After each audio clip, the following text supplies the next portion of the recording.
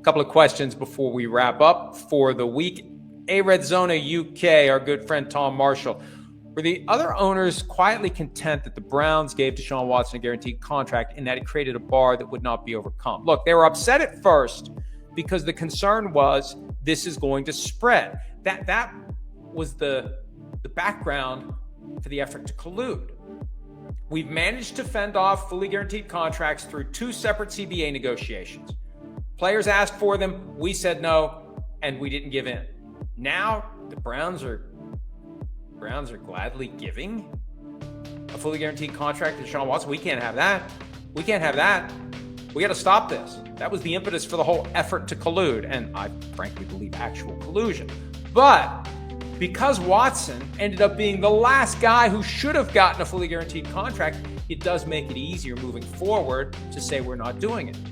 If Watson had lived up to every penny of that deal, man, franchise quarterbacks get fully guaranteed contracts. And I go back to, it's been at least 10, 15 years ago. A prominent agent at the time told me, if you're truly a franchise quarterback, you don't need a fully guaranteed contract because you're not going to get cut. I mean, Peyton Manning did after he had 4 neck surgeries and the Colts were in position to draft the next Peyton Manning and Andrew Luck, although that didn't quite work out. And then Manning has his pick of teams. They lined up out the door when he was coming off of the 4 neck surgeries.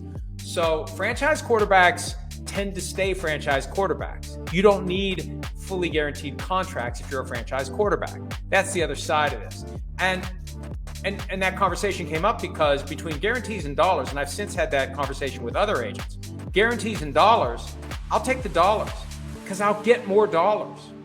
If less of it's fully guaranteed, I'll get more dollars, and I'm not worried about it not being fully guaranteed. Go ahead and cut me. Someone else will sign me because I'm a franchise quarterback. So it worked out well for the league that Watson was the absolute worst candidate for a fully guaranteed contract. And then came Russell Wilson, who believed he had a fully guaranteed contract or something close to it. He got cut with a huge chunk of money owed to him in 2024. The Broncos did it in early 24 to avoid another fully guaranteed massive chunk of money, $40 million or close to it in 2025. Another example of a guy who got a big contract with a lot of guarantees who shouldn't have gotten it.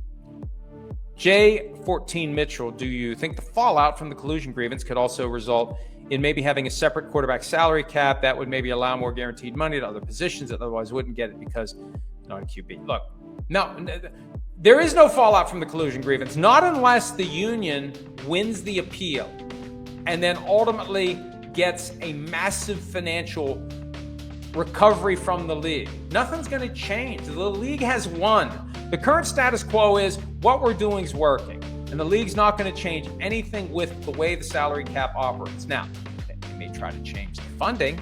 I firmly believe that when the next CBA is done, they're going to try to get the union to abandon getting 50 cents on every dollar by saying, hey, we have to pay all the costs out of our end, and these costs are going up and up and up. And, 50 cents on the dollar as the revenue goes up, you guys are getting a great deal here.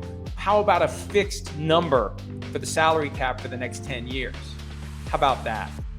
So I don't think the NFL is going to change anything other than trying to give the players a smaller piece of the pie, because the pie's grown to the point where you look at it and say, if you're the owners, we're giving them a lot of pie. Next from Rutgers Jets, as training camps begin to open over the next 2 weeks, how big of an issue will it be that 30 of the 32 second-round picks remain unsigned? That's a great question because, and this is the next frontier in the battle over fully guaranteed contracts, that to the extent there's collusion on that issue, the Texans stepped out of line by giving Jayden Higgins, the second pick in round 2, a fully guaranteed contract. Previously, the full guarantees for the rookies ended at round 1. And it had progressed from 20 or 21 when they first started with the current rookie wage scale in 2011. The first 20 players or thereabouts got fully guaranteed contracts, and then it was less than full. It was a percentage, and the percentage got lower and lower the lower you were drafted. Now, everybody in round 1 gets a fully guaranteed contract, and the first 2 players in round 2. The question is, from 30 to 32 in round 2, everyone's unsigned. How far is this dynamic going to spread? What percentage, how does this reconfigure the percentage of full guarantees for everyone else? And at some point, a player's just going to have to say, give me the deal that's on the table. Now, it'll probably be somebody lower in the round, and it'll maybe work its way up. But there's at 3, 4, 5, 6, 7, there's going to be a tug of war over this question of will the full guarantees continue? And it's going to take a team to say, no way, no how. We're not going to fully guarantee it. That's it. And that'll be the dividing line. And the player needs to sign that deal. Once that's done, then you know where everybody else falls. So it's going to be a potential mess.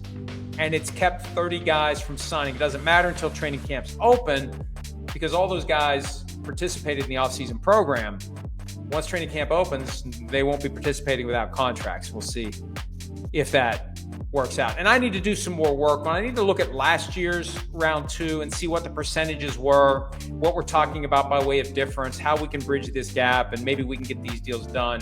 Not that I care generally, but if we could offer a solution that maybe would be adopted, then it looks like we have a little bit of influence and or know what we're talking about, which is a rarity indeed. Okay, Wasp 49, do you think eventually every cold weather team will have a dome stadium? No, because the Bills are opening a new stadium that isn't domed. So no, that's an easy answer. Now, the Browns, yes. Chicago, they want a dome stadium. The Chiefs, if they choose Missouri over Kansas City, won't have a dome stadium. If they choose Kansas, they will. All of these venues, all of these owners want to have facilities that can host events all year long. That's the key. You make more money that way. That's what's driving it.